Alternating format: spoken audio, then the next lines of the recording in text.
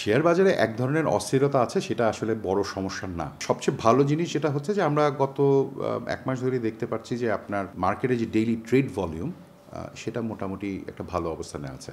500 থেকে 700 কোটি টাকার মতো ট্রেড ভলিউমটা থাকছে। কারসাজি হয়েছে, বিউ এখন বন্ধ হয়ে গেছে, ভালো শেয়ারের সংখ্যা কমে গেছে, আস্থার সংকট তো হবে।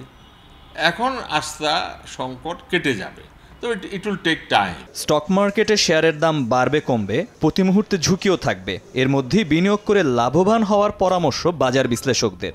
এতেই প্রশ্ন উঠেছে অধিকাংশ বিনিয়োগকারী লোকসানের মুখে পড়ার কারণ ও ধরন নিয়ে। স্টক মার্কেটের ইনভেস্টমেন্ট অত্যন্ত একটা ডিসিপ্লিনের গেম। যাদের কাছ থেকে কমপ্লেইন শোনেন তারা অধিকাংশ ক্ষেত্রে স্পেকুলেটিভ ইনভেস্টার। স্পেকুলেটিভ ট্রেডারের হিসাবটা কিন্তু কমপ্লিটলি ডিফারেন্ট। স্পেকুলেটিভ ট্রেডারের হিসাব হচ্ছে, ভাই আমি খুব হাই রিস্কে খেলতে চাই, আমি ইনভেস্ট করতে চাই, আমি মিনিমাম 40-50-100% রিটার্ন বের করতে চাই বছরে। আচ্ছা, এই ধরনের ইনভেস্টমেন্টের ব্যাপারটা হচ্ছে যে আপনি যদি খুব দক্ষ না হন, আপনি 100% রিটার্ন বের করতে পারবেন না, কিন্তু 100% লুজ করতে পারবেন। এটা খুবই স্বাভাবিক।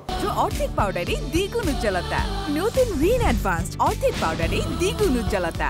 বর্তমানে দৈনিক যে পরিমাণে শেয়ার হাত বদল হচ্ছে সেটির বিপরীতে ক্রেতা বিক্রেতার উপস্থিতিও পর্যাপ্ত।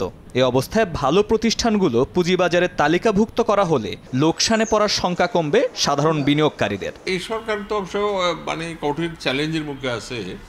আমি অনুরোধ করব, যদি সময় করে হলো কিছু সরকারি শেয়ার যদি যেগুলো অলরেডি আছে, লাইনে আছে বিক্রি করার জন্য, লিস্টে আছে এটা সরকারি দপ্তরে, সেগুলো যদি বিক্রি করতে পারে তাহলে উপকার হবে।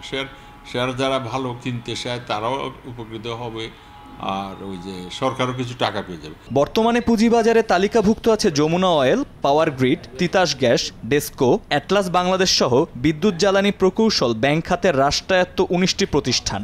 কয়েক মাস আগে তালিকাভুক্তির জন্য টেলিফোন শিল্প সংস্থা, বিমান বাংলাদেশ এয়ারলাইন্স সহ মোট 26টি রাষ্ট্রীয় মালিকানাধীন প্রতিষ্ঠানকে চিহ্নিত করা হলেও পরে সে উদ্যোগ আলোর মুখ দেখেনি। মহির মারুফ, সময় সংবাদ, ঢাকা।